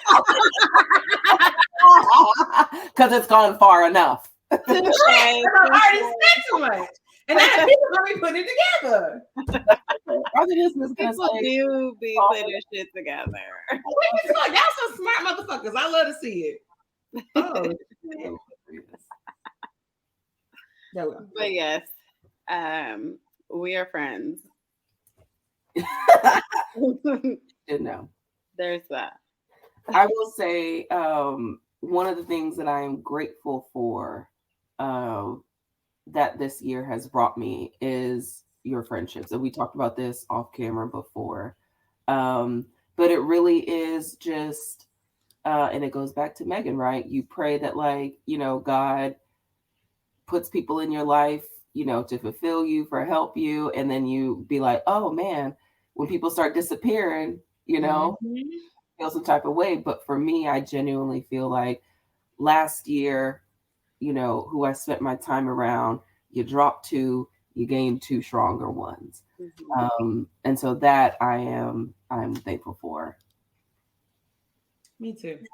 You are welcome. And I think, I already said this kind of sort of once, but I think that's why this feels so important, is because this is a space of what feels like this newness of friendship. And it's also, it ain't therapy, but it's also a therapeutic space where you can talk about what you're experiencing. It's like, well, bitch, me too. Like when I text y'all, I was like, what's something y'all struggling with? So we can do this real. And everybody said the same thing. And I was like, oh shit. Okay, yeah. Good. Okay, we here. We on the same page. And so knowing that you not in this shit by yourself, because sometimes it feels like you are, or it seems like the people around you, well, it don't seem like that for me. For some people, it might seem like the people around you got it all together, or it might seem like people think that you on a different level than they are. And so they don't reach out to you. Right. Because you got to figure it out. You good. You got all of the things that I want. So you fine. It's like, no. Right. You got all the things that I want. So you must be fine. So you must be fine. Yeah. Meanwhile, You got all the things I want, so you should be fine. Or the fact that like you have people in your circle that are in the mental health profession, it does not mean that we don't still struggle with our own mental health. Right. Because it's a struggle. Friends, you know. Yeah. That was a big thing for me at the beginning of the year, is being that person who gets called and then you're sitting on the phone for 30 plus event and like, oh girl, I feel so much better. Thank you. Bye. Bye. But fuck how you feeling? Oh, okay. Yeah. Yeah. Ooh, no more non-mutual friendships for me, buddy. Reciprocity only in 2023. Ooh, reciprocity. And beyond. Period. Because it's a firm no for me. And it is. Yeah. Woo. I feel like we doubled up on this episode. I feel like we did. We did. And I'm not mad about it. Yeah. In Houston, we would call this double cup love. All right. Okay. Double cup love. I'm getting a little low. Y'all stay tuned. See Therapy Houston edition. Because it's coming. It's going down. I was telling my husband already. I was like, in the summer, you know. What we doing, summer? Yeah. What is that? What is that? I know. To look forward to. That's all. That's why I was like. Well, we do, because the ultimate bachelorette trip is going to be in the spring. Just know I'm cutting up regardless. Give me It's going to be like ass. It's going to be like shots. It's going to be like, you know, back in the day when Megan would post on her story, like it would be like that. So bad. Lord, hear my prayer. What does driving the boat look like? I want that for Megan again. Because she deserves all good things. And I don't give a fuck who she done fuck, what she done did, what she ain't did. She deserves all good things. We all do. And I really wish Megan, what was that, 2019? 2018, 2019? I wish that for all of us. Oh, yeah. Just throwing ass, having a good time, being paid, not being stressed. And low key, I feel like being in a position where, like, if you like a nigga's music and then that nigga in your face spitting game, why wouldn't you hit? So, like, the fact that, you know what I mean? The fact that she's being slut shamed or like her business is being put out there, I just really rubs me the wrong way. Disgusting as hell. Also, don't be letting these short niggas have any game. No, they don't have no game. And Tory Lanez ain't never had no game. And fuck Tory Lanez from the bottom of my heart. From the bottom of my fucking spirit. I don't give a motherfuck if, like I said this the other day, Megan could have fucked all of Houston, Atlanta, Vegas. I don't give a fuck. That nigga and everybody affiliated with it needs to go where they need to go and stay the fuck there. Because, baby, at this point, I'm tired. I'm tired. I'm tired. What does that have to do? What does her with any fucking thing have to do with nothing? Why she got shot? Because y'all give Chris Brown all this sympathy. All the sympathy. Give, what's his name? He's like crazy. All the fucking sympathy. All the you're so talented. You can go butt in the motherfucking platform. I said it. You give Kanye Kanye, we grieving for him and his mom. We do all of this shit, but it's fuck Megan. And at the end of the day, we know this is misogynoir. We're not crazy, but we need the other people to know that. Yeah. And so in 2023, I just want better for all of us, including Megan. And just black women in general. Black women in general. But I particularly want Megan to get back to her ass shaking days. Yeah. And then we can also do the same thing. Yeah. We can. Because my nigga want to pick me up afterwards. Ain't that what she said? Yeah. Period. It was like, oh, lit at brunch. Oh, that's me. Thought shit. Okay. Period. Period. Period. Period. Period. So, do y'all do vision boards? Yes. Have I had the same vision board since 2021 and I keep rolling it over? Yes. Don't do that. It's very intricate and there's things on it that I haven't touched yet. Redo it. Just do a whole new one. You carrying in the same energy though. Yeah, just do a whole new Do one. it. Even if you putting on the same stuff, take it off of that one and do another one.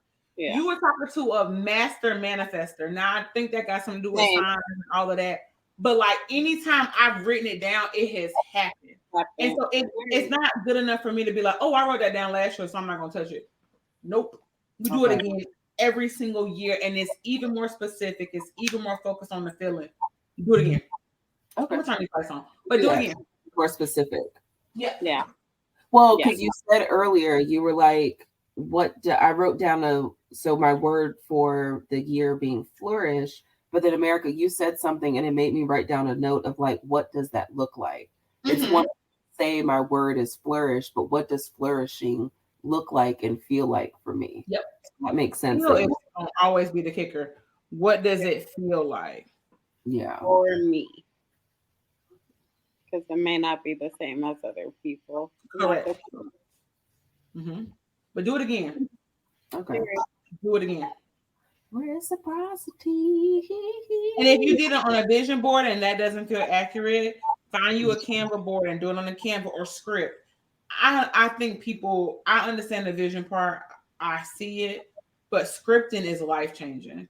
And if you can script it and write it exactly how it is, how you want it to be, but write it in present tense of what January looks and feels like, February, March, all the months of next year, what they look and feel like, you'd be amazed at what happens as a result. That shit is life changing. Life changing. I like that. I keep seeing these, what I feel like are the equivalent of like chain. Remember like those Yahoo chain mail? So like, I keep seeing that if you see this post on this day. Oh yeah. You, and I keep, and it's all like 2023 is gonna open up your, like everything's gonna happen and all that stuff. And so while it feels like the equivalent of a chain mail, I'm gonna, because I've seen a handful of them now. Yeah. There's some similarities there, absolutely. Yeah. But I think the importance here is being able to really zone in on what you want. And like really when you sit in it, like sit with it. How do I want to feel? Like a word is beautiful, but like what does this word look like? What does flourish feel like for me? How will I know when I wake up in the morning that I'm flourishing? Ooh, yeah. Yeah. Life changer. I like that. And then if you even can think of somebody who you know or you've seen and they are the definition to you of flourishing, picking up from that too. Like what does their day-to-day look like? How do you know? And then how can you take those pieces and implement it for yourself? Life changer. Yeah. Does it have to be a real life person or can it be a celebrity? Celebrity, they still breathing, so that's fine. That's real life. I want to be a Tracy Ellis Ross when I grow up. No, you don't, because you want to be with a partner. So you don't want to be a Tracy. Well, I was about to add on with a husband and kids, but so take that back. You don't want to be Tracy. And let me be clear, I think Tracy is the motherfucking creme de la creme. I really do. I think she is the end all be all. But you don't, because you just said you want a partner. Right. You don't have a partner. So maybe Issa. Yeah. You got me thinking. Yeah. Yeah. Shout out to us. Seek therapy. 2 hours going strong. Hour 58 minutes and 49 seconds. So this was a great episode to wrap up the fucking year. The fucking year. Exactly. It's been a year. It has. And I'm so grateful that I tweeted and y'all responded to my tweet and I met with y'all and I was like, it's giving. That happened this year too. Yeah. Yeah. Yo, Wow. you know what's funny? When I talked to you on Zoom or FaceTime, whatever we did, I was at Bay House, and I remember you were like, "How old are you?" I don't know why that stands out to me, but you were like, "How old are you?" And I was like, "I'll be 34 in December." You were like, "Oh, okay." No, because I just want to, like me. I thought it was because of my background, because my background was given not millennial. No, because like me at 31 is very different than me at like 24. And oh so yeah, I had to find very someone who was closer in my age and like closer in where I am with like my self-worth journey. Yeah. So that's what that was about. But yes, I'm so grateful that Twitter brought us here and we are really getting into the flow of things, doing what we got to do, and really making an impact for our community. Um, and so, if you all don't have anything else to say, I am going to close us out and remind you that you can drink the green juice. You can go for the hikes, do Pilates. But if you're ignoring the things going on in your head and in your heart, then you're still not truly healthy. So go ahead and seek therapy. We all need it. Period. Hopefully Beyonce will get it now.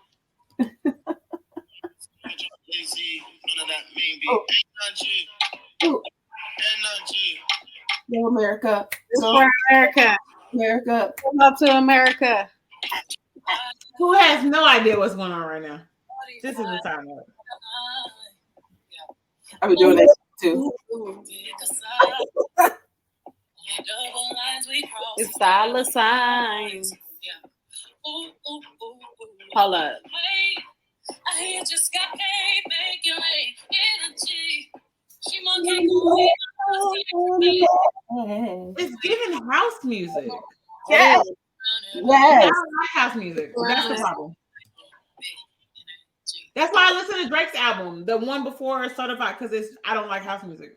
Well, this one's better. This is like you need to listen to the album, okay, and think about like your gays and just like get into that. I love it. I love them, and also I don't like house music. But it's don't Drake. Drake went all the way into house. This one is like you need to try it before you say no. I'll try. I'm gonna listen when I finish this stuff. I'm gonna listen, but no, I don't like house music. That's okay. I don't either, but I like this. But you like Beyonce, and I like this. So you do too. You went to all those Beyonce concerts. You pull up on it. I don't know why I was. Pull up on me. Pull up on me. Happy New Year, y'all. Happy New Year.